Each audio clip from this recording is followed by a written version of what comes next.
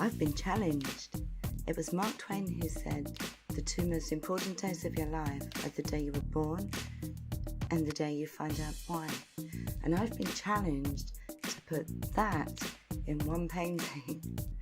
My life in one painting. I just hope you're ready to see, hear and feel this one, because wearing my heart on my sleeve is going to be no exaggeration. So I'm rolling up my sleeves as we speak. Challenge accepted. From the day I was born to the day I found out why. All in one painting. I remember being born, and it was really important to the rest of my life that I did actually remember it. I can remember the point of entry. I can remember the moments prior to being born. I can remember being born and being born feet first, how that felt, how frightening it was, the changes in temperature as my foot kicked out. And feet first has pretty much been the story of my life ever since. The second earliest memory and pivotal moment was when I was about 6 months old in a white baby grow. My gran, who was a nurse, and her twin sister, a midwife, were with me. My gran was carrying me, and we went to this woman's house, and I was with them, and they put me on the floor, and I was shouted at for the first time by the woman as I reached out to touch a fireplace that was, all light and lovely colours. And I was shocked, and I turned to look at her, and then I looked at my hands, and I can remember studying them and wiggling my fingers, and I looked back at the woman, and if she could have read my mind, I was saying, but this is what our hands are for, isn't it? To feel things and understand. Isn't that what they're for? Now, this memory shocked my gran when I recalled it some 30 years later because of the amount of detail I can remember. She remembered that visit. She remembered that woman. My description of her completely matched right down to the carpet, the curtains, where the dining table was, everything. It really shocked my gran. But again, it was a point that I needed to remember to make sense and future reference. Pivotal moment number 3. I used to have nightmares as a young child about being born. Except at that point, I didn't know as a child. I didn't really understand what it was that I was remembering. But I would wake up crying and scared and trying to explain to my mum, who'd come running in, about this nightmare, trying to describe this brownish coloured cave with blue and purple strings on the walls and feeling my foot being grabbed. And this was actually something that affected me for much of my growing up life, because no matter how hot the weather was, if I kicked my foot outside of the blankets and there was that change in temperature, I would feel it and wake up in an instant, pulling it back in quickly, just terrified that someone was going to grab my ankle. I could only have been about 4 or 5 years old when I had this nightmare again, because it was constantly repeated. And I remember asking for the first time, or asking myself, wondering, why did I keep having to have this nightmare? And this particular night, I got out of bed, walked across the landing and went to go down the stairs to find my mum. But there was a woman on the stairs, and she just smiled at me. The woman herself wasn't even the first thing I noticed. It was the necklace she was wearing. I don't know if it was plastic, glass or crystal, but it was sparkling. It caught the light. It was pink, and it was a giraffe, and it looked familiar to me. The fear was gone, and I just suddenly felt okay. And I remember seeing this envelope in her arm that she clutched tight to her big brown envelope. But I just turned around and went back to bed. I saw her again, not very often, but occasionally she would just be there. I'd see her coming down the stairs while I was in the hall or something, and most of the time I just smiled. But there was this one particular day, she came down a bit further than usual, and I said, hello. And my mum came out of the kitchen. She said, who are you talking to? And I pointed and I said, that woman. And my mum looked and she just tutted and went back in the kitchen. This time the woman came right down the stairs into the hallway where I was and stood next to me. And again the necklace caught my eye, but so did the envelope, even more so than usual. And for the first time I asked, what's that? She she lowered it a little, and I could see it had my name on it. Thoughts were instant, and she knew my thoughts, because she answered my question before I could even say it. She said, "This is everything that I need to remind you is in here. Everything you need to be reminded about is inside this, and it will get bigger as you get older, but I'll just remind you of the things that you need to know." So trusting of my instincts. It all felt perfectly acceptable and okay, and I just smiled and said, "Oh," and that was it, and I ran off to play. Pivotal moment number 4. I was still very young. I was ill and off school, and I was curled up on the sofa under a blanket, leaning against my mum, and we were watching TV. There was this big entrance hall with a checkered black and white flooring and a huge staircase. I had an instant flashback and blurted out, "I used to be in a place like that. I was a maid, and I had a friend who was a gardener." And my mum looked at me weird, and I looked at my mum weird, like, why was she looking at me weird? And that was the last of that one. Back at school, it was summer, and one playtime I was laying on the grass, looking up, cloud watching, just looking up at the sky, and I asked, "Where are you now? What are you doing now? What are your friends like? What's your mum and dad like? What kind of life have you got? Are we going to see each other again?" The next pivotal moment was in high school, in a history class. I loved history, but there was this voice and this feeling, and it said really clearly, "Try not to listen to everything. Your life will teach you everything you need to know." And that was the day I really began questioning everything that I was taught, everything that anyone said to me. I really began to question. And of course I also found out that a lot of things that people would tell you weren't exactly as they said they were. Fast forward a little bit, I'd been receiving random messages for people for quite some time, and they were always things that would help to change or better someone's life, to help them in some way. Always completely random. And this one particular time, a woman who I'd given a message to said, "Can you ask your guides, blah, blah, blah." I didn't even hear the question.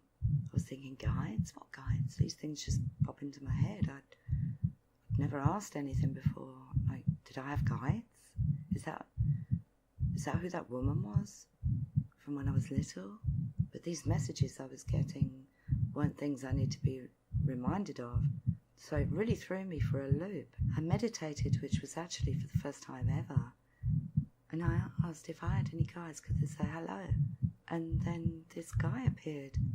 And he was this really tall, muscly, Native American. And I just burst out laughing. I mean, how cliche was this? I'd heard people talking about this before, and I just used to think they were a bit woo-woo, you know, because I'd never experienced anything like that. I feel a bit bad about that now, but...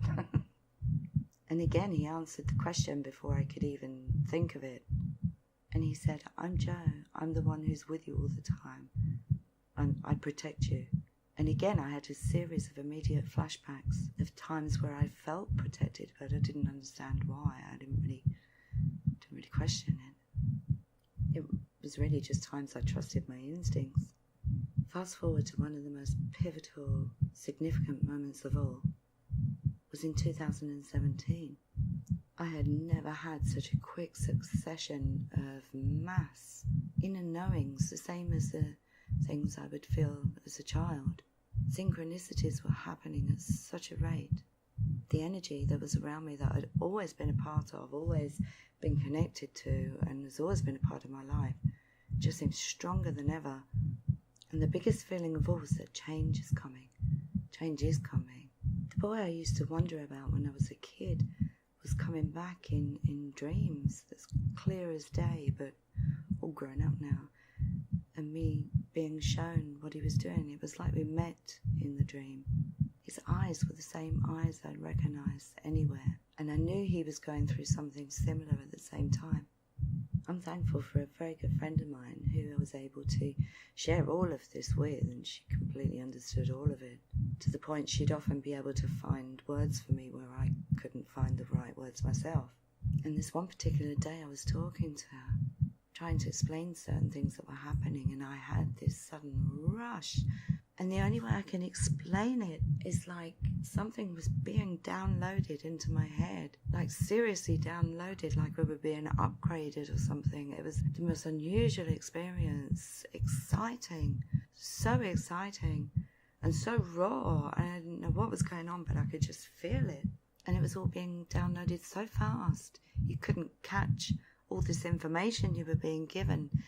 But it was going to be a part of helping to make this change. It was setting you on different paths, and it was about to change the path I was on and had been on completely, which has been brilliant. It was shortly after that we were talking again when I was suddenly interrupted, and mid-sentence I said, "Oh my gosh, there's someone inside me. I can feel them. They've just come in." And it wasn't like possession or anything like that. It was more like a wingman. It was the only way I could explain it. It was still me. It was still me talking. It was still me having my own thoughts and thinking and everything else.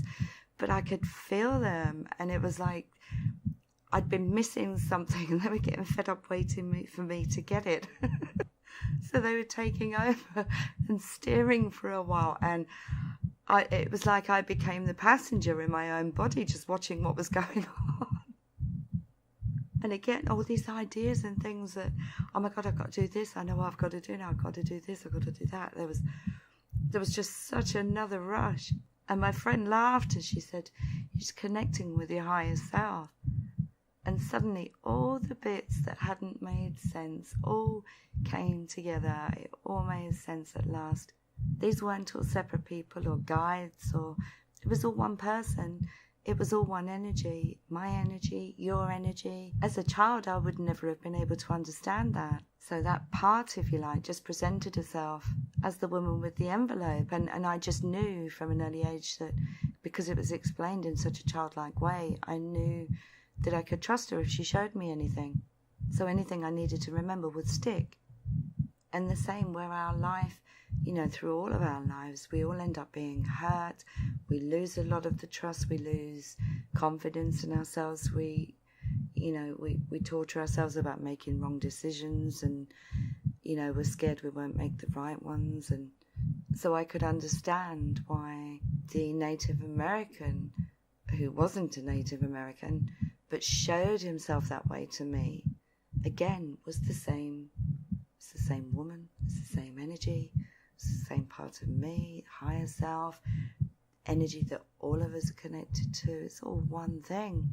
But it made sense because I knew I could trust him where I couldn't have trusted myself, even though I was actually trusting myself. But the point is, it suddenly all fell into place and all made sense. Your higher self is simply you that you're connected to. And of course they have an outside look at what's going on. Whereas us down here, having this life and this experience, need to experience things for what they are without all the memories and without all the extra knowledge. Otherwise, we view them from a different perspective and we don't learn what we're supposed to learn. Yet that side of us is always there. I mean, that's something that I've always known, that probably most of us have always known, but it was just seen for the first time from the right perspective, from the right angle. It just all fell into place. And when I say quick succession of things moving and all these ideas and things I had to do, and one of those things was going online to look up a specific piece of information, and instead an image popped up. It was another one of those synchronicity things. It just explained and touched everything that had just happened. And there was that curiosity and that knowing again, and I wanted to see who posted this. So I went to the profile and looked them up, and I about fell over in shock. It's the guy that I've grown up thinking about doing what he's doing. It was him, and it's exactly what he's doing. He's writing books, he's having talks, he's explaining and helping people through what's going on. And the funniest part is, I haven't been in touch with him. I'm not going to. I'm just carrying on doing what I've got to do, because I know in my heart that the same way that I discovered him, and he actually doesn't live that far away from me either. which is really funny. We've literally grown up a few miles apart, but I know that he's got to focus on what he's doing, and when the time's right, he'll just discover me, and he'll know it's me the same way, the exact same way. The difference is he will get in touch with me. I know he will. Anyway, the rest you know from if you've watched other videos of mine where I explain a lot of the stuff in detail, sort of individual snippets, where I've said things like, them up there are coming down here. Well, it's no wonder, you know, we're all the same. We're all the same person. We're all the same energy. It all makes sense. We're just being a little bit concentrated now and upgraded. And we are all being set up like dominoes. Whatever it is that's got to happen, it's going to happen through all of us, billions of us, not just me, you know, the guy. I mean, one by one, this is happening to all of us. If you haven't felt it yet or been touched by it yet, you will be. And if you think it's happened, then it hasn't, because you will just know. There'll be no mistaking it. So, of course, there is so much that I haven't been able to talk about, not to fit in the space of 10-15 minutes. Things that have happened throughout life, other experiences, so much, but all up in one painting. You see the little jigsaw piece? The heart that's so close to being fitted? That's to do with, as I've mentioned in previous videos, where there's going to be that connection worldwide, billions of people. That's something that's going to happen just because we're all connected in the way that we're going to be connected. So looking forward to that. Don't know exactly what it is or what it's going to achieve. I kind of know what it's going to achieve, but how it's going to achieve, how it's going to be done, who knows? That's one of those things that we will do when the time's right. We'll all just know. Thank you for chatting. Please don't give me one like that again.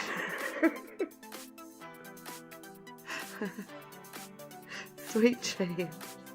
If you liked what you saw, if what you heard piqued your curiosity, and if you felt anything from this at all, then please like, subscribe, leave a comment, let me know your experiences, and I'll talk to you soon.